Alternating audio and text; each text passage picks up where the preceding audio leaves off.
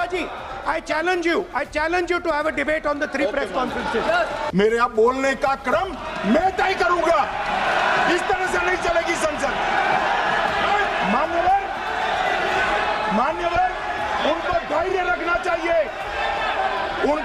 रखना चाहिए मेरा जवाब सुनने का।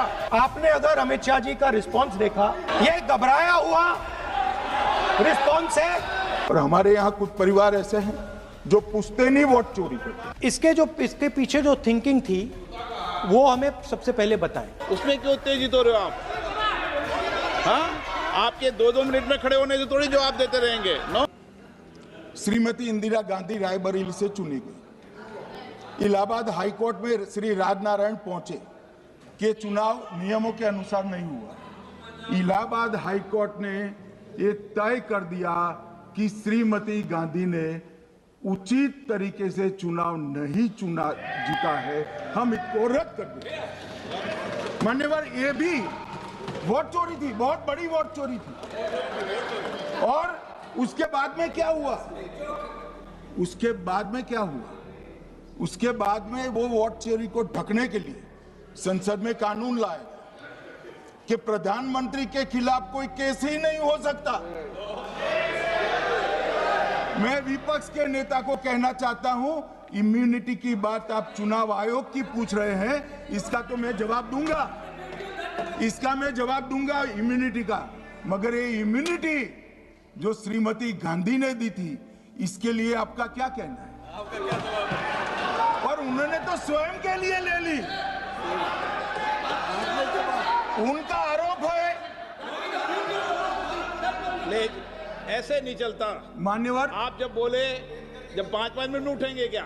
ये मान्यवर, उनका आरोप है। आप भी बोले। नो, गलत। 1-1 मिनट में सदस्य नहीं उठेगा ना। मान्यवर, उनका आरोप है कि सरकार ने बनाया तो लोकतंत्र ने बनाया, तो जो समय का केस था वो बताया है, आगे का तो बताया। मोदी जी को भी सब लोगों ने प्रधानमंत्री बनाया है भाई, आपकी कृपा से नहीं बने हैं। मान्यवर,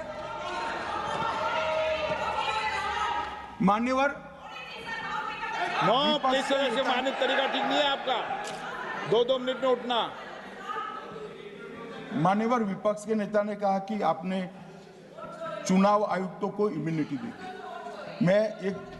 इनका आरोप सत्य नहीं है, मैं इसकी बात बाद में करता हूं। परंतु हमने तो चलो मानो चुनाव आयुक्त को इम्यूनिटी दी, श्रीमती गांधी ने तो अपने आप को इम्यूनिटी दी। और फिर जब ये संवैधानिक सुधार के वायरस चैलेंज हुए, तो वो केस जीतने के लिए 2, 3 और 4 नंबर के सर्वोच्च न्यायालय के जज को बाईपास कर 4थे नंबर के जज को चीफ जस्टिस बनाया और वहां केस भी जीत लिया। और मान्यवर, ये तो इतिहास है, कौन जुटला सकता है? इनको कोई पढ़ाता नहीं है इतिहास, ये तो इतिहास है, सर्वोच्च अदालत और संसद के रिकॉर्ड में रखा हुआ इतिहास है। इसके खिलाफ लल्लन सिंह जैसे कितने लोग पूरा जीवन लड़े बिहार में, इमरजेंसी के खिलाफ जेल में गए, लाखों लोग गए। और तीसरी वोट चोरी कहना चाहता हूं, तीसरी वोट चोरी का प्रकार मैंने बताया था कि योग्यता नहीं है और मतदाता बन जाना। अभी एक वाद पहुंचा है, वाद मतलब डिस्प्यूट पहुंचा है दिल्ली की सिविल अदालत में। उसमें डिस्प्यूट ये है कि सोनिया गांधी जी इस देश की नागरिक बनने से पहले मतदाता बने।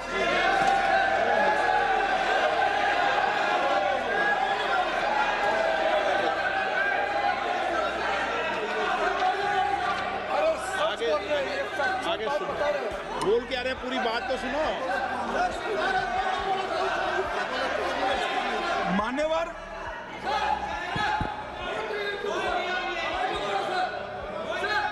मान्यवर, मैंने इतना ही कहा है कि अदालत में केस चल रहा है जो फैक्चुअल है। अब जवाब तो उनको अदालत में देना है, सोनिया जी ने यहां क्यों दे रहे? अदालत में जवाब देना है।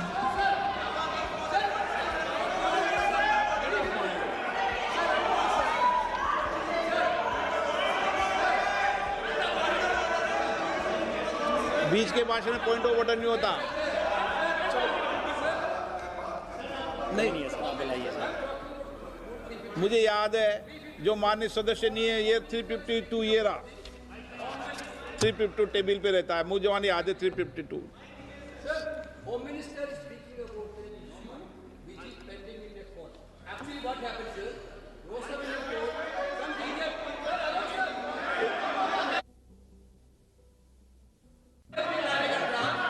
filed a case on Madam Sonia Gandhi's voting on that 80.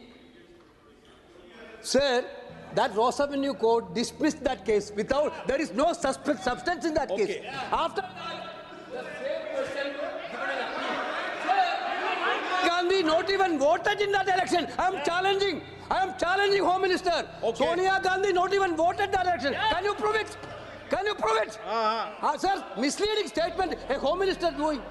Sir, you are, what is this, sir? एक मिनट प्लीज दादा, एक मिनट प्लीज। नो, बैठिए।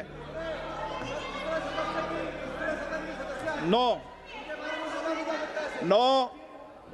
मैं चर्चा को सुन रहा हूं और 2 दिन से चर्चा को सुन रहा हूं, और 352 आपने भी पढ़ा है, मैंने भी पढ़ा है, ठीक है ना। कई बार इधर से भी उधर से भी इस विषय को कई बार बोला गया है। जब डिबेट चलती है उसके संदर्भ में कई विषयों को बोला जाता है, ठीक है ना। और इसीलिए सुनिए बात, माननीय गृह मंत्री जी ने, आपने आधी बात सुनकर हर 2-2 मिनट में उठने लगोगे, ऐसे चर्चा नहीं होती। आप उनकी पूरी बात को सुनिए, क्या संदर्भ था, उन्होंने कोई फैसला नहीं दिया है, उन्होंने एक जानकारी जो आई है वो जानकारी सदन के पटल पे रखी है। अब मुझे सुनिए तो, अब आपने एक मुद्दा खड़ा किया, मुझे जवाब तो देने दीजिए। मान्यवर, मैंने कुछ ऐसा नहीं कहा, मैंने सिर्फ इतना कहा है कि एक वाद दायर हुआ है दिल्ली की अदालत में, मैंने कोई कंक्लूजन नहीं कहा। मैंने कहा कंक्लूजन का, मैंने कोई कंक्लूजन नहीं कहा। कंक्लूजन तो जब उनका नोटिस का जवाब वो दे देगी तब अदालत देगी, तब फिर से बताऊंगा मैं। मगर अभी तो मैंने सिर्फ इतना कहा है कि वहां एक केस रजिस्टर्ड हुआ है जिसमें श्रीमती गांधी को नोटिस इश्यू किया है। इसमें इतने लाल पीले होने की जरूरत क्या है? मान्यवर, हम सबका साझा दायित्व है, हम भी विपक्ष में बैठे, हम चुनाव जितने जीते हैं इससे ज्यादा हारे हैं। हम लोगों का तो एक प्रकार से पौना जिंदगी ही विपक्ष में ही चला गया, चाहे राज्य हो या केंद्र हो। कई चुनाव हमारे, हमने चुनाव आयुक्त और चुनाव आयोग पर कभी आरोप नहीं लगाया। एक नया पैटर्न खड़ा, एक नया पैटर्न।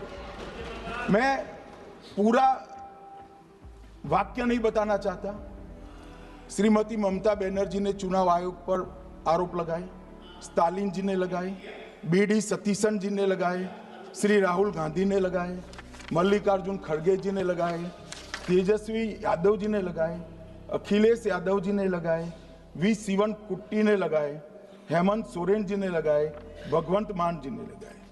अब पहले तो ऐसी परंपरा सिर्फ कांग्रेस पार्टी में थी, मगर संपर्क का दोष कहता होता है साहब, ये सारे इंडिया अलायंस वाले चुनाव आयोग के खिलाफ आते।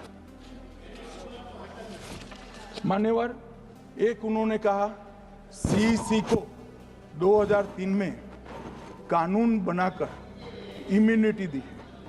मान्यवर,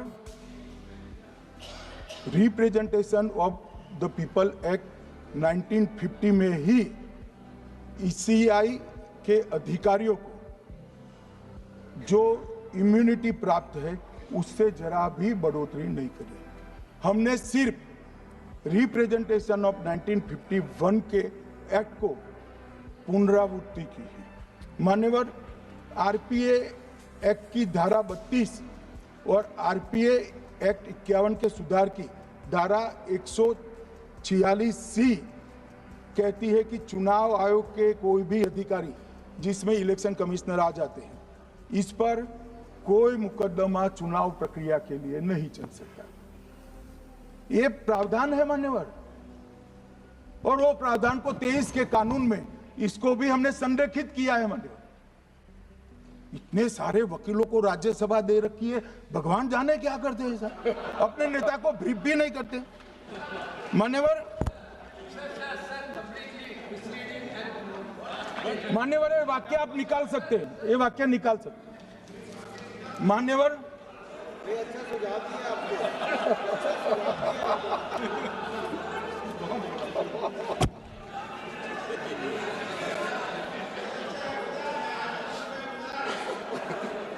मान्यवर फिर ये सब हो रहा कल देर रात को मान्यवर मैं मेरा भाषण तैयार कर रहा, तो मैंने अपने आप को पूछा कि ये सब इतना स्पष्ट है तो ये मुद्दा क्यों उठा रहे। मेरी समझ में अगर इतना पढ़कर आता है तो उन्होंने भी तो पढ़ा होगा, ये मुद्दा क्यों उठा रहे। मूल मुद्दा है अवैध घुसपैठियों को मतदाता सूची में रखने। इन लोगों ने मान्यवर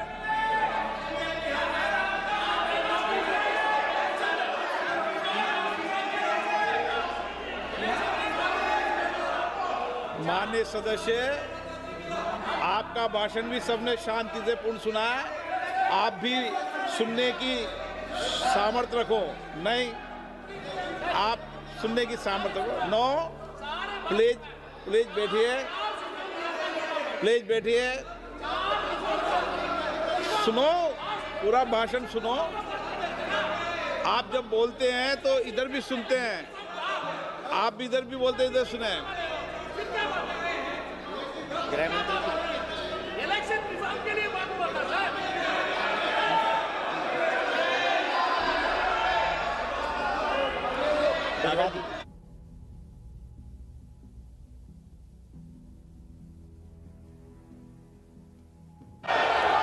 माननीय सदस्य, आप जब बोलते हैं तो इधर भी सुनते हैं, पूरे सुनने की क्षमता रखो।